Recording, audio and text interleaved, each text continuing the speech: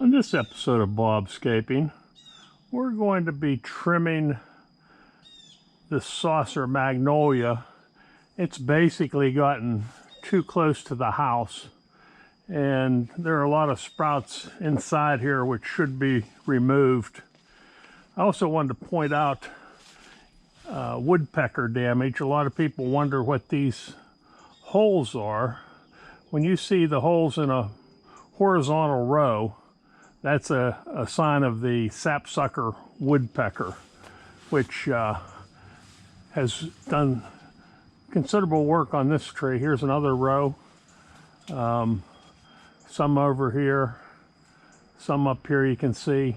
They open up those holes, and then insects get in those holes, and then the woodpecker comes back to eat the insects. All right, so first thing we're going to work on here is this. There's a branch or a sprout. Can't tell if it's, looks like it's coming from the roots or base of the tree, but you can see it's growing over toward the house, touching the house, which gives ants and other insects a perfect bridge to get on the house. So we're going to shorten this up. Now when you direct growth, the way a branch is going, of course, indicates if you trim the end of it off, that's the direction the new growth will head. So I'm going to go clear back to and leave this branch here. You want to trim just above where that side branch comes out. I didn't get a super clean cut. I probably should have taken some weight off of it first. Cleaned it up a little there. And then as this branch comes out, you can see there's a side branch coming toward us.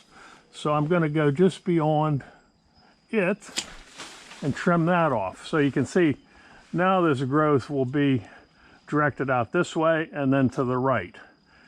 Typically you don't want to direct any growth back toward the center of a tree. Usually you want to direct it outward, and in this case pick the direction outward we're going. Okay, so we're going to look around here at some other things, but first let's finish getting it off the house.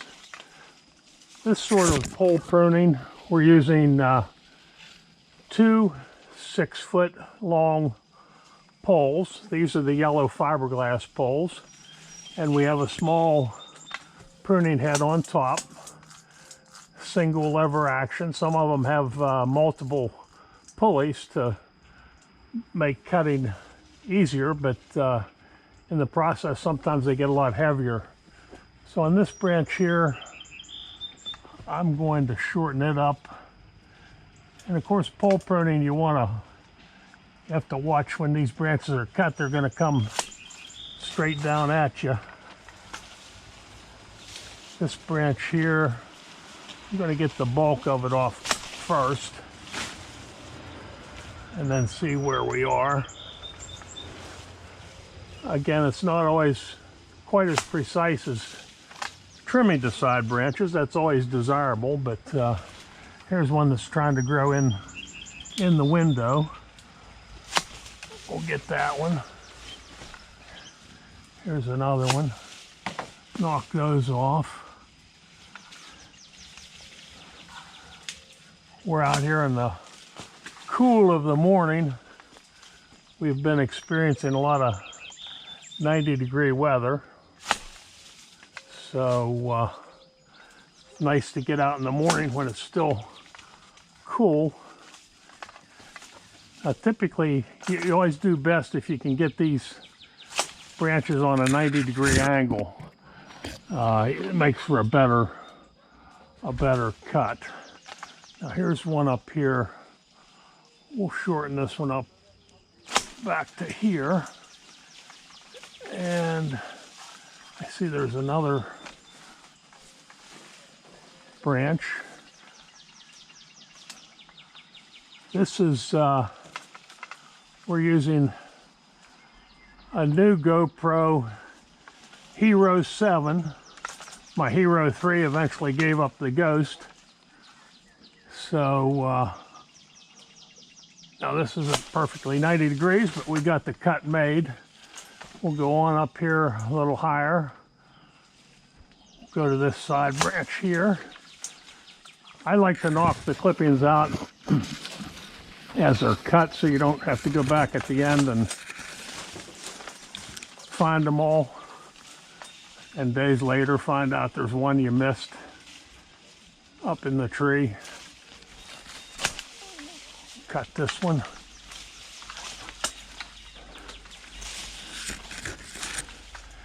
You can generally find these sorts of pruners at most big box stores or garden centers. Over the years, I've purchased a lot of things from A.M. Leonard in Ohio. We'll get back here to this side branch. Knock this other clipping out here. There we go. Okay, and then we'll just tip a couple of these branches. Once you have a 1 to 2 foot separation between the house and the tree, that usually holds you for a while. Let's go up and get 1 or 2 more here.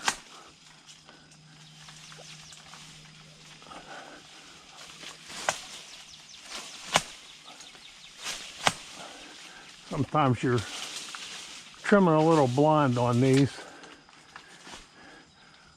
We'll go back to that side branch there, and we'll get this one.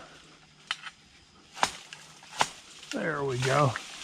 Get it knocked down out of there. There's always one. I think I can see it.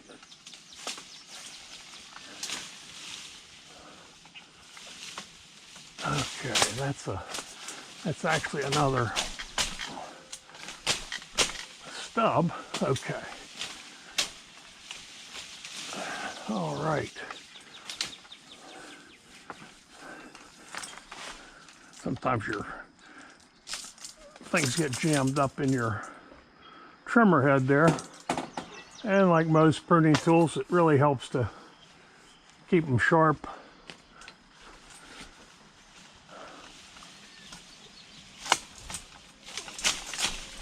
There we go. All right.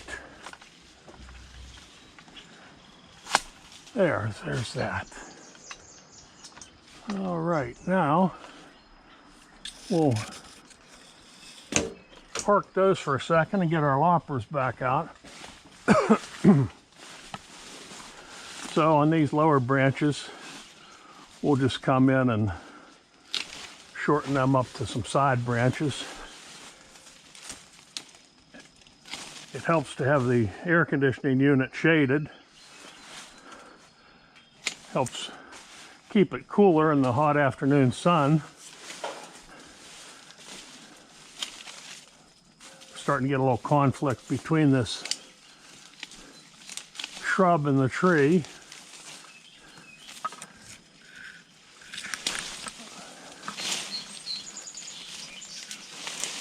I see we're getting a lot of leaf drop here too.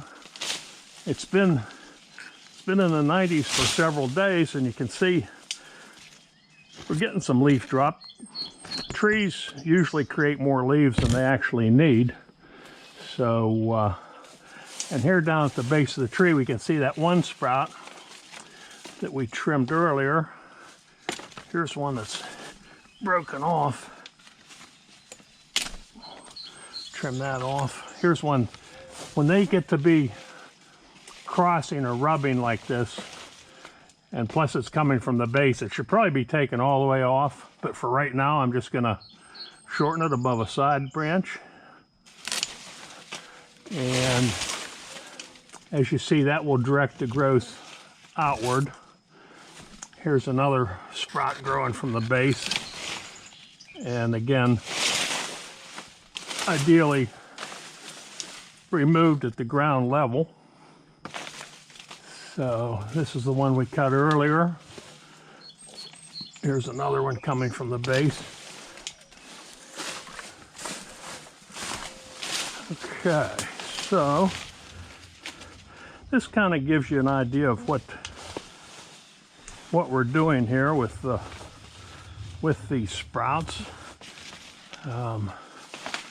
Here's some branches coming off. Here's a dead stub on the bottom. So we'll just continue doing some trimming here. Hopefully that's provided you with some useful information for your own trimming at home. For this episode of Bobscaping, this is Bob.